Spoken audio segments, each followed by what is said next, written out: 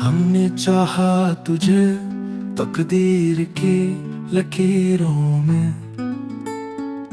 पर क़ज़ा की दास्तां जुदाई लिखती रही।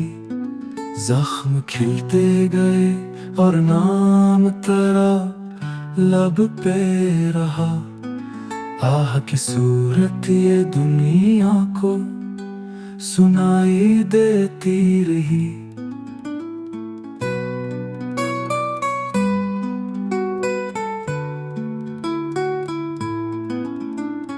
गम की महफिल में तेरी याद ही सहारा बनी, वरना तन्हाई हमें मौत की सूरत लगती रही।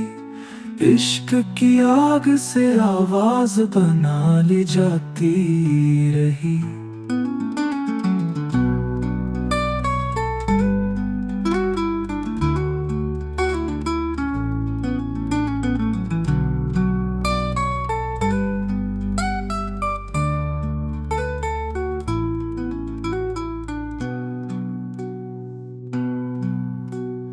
इश्क की आग से आवाज बना ली जाती रही।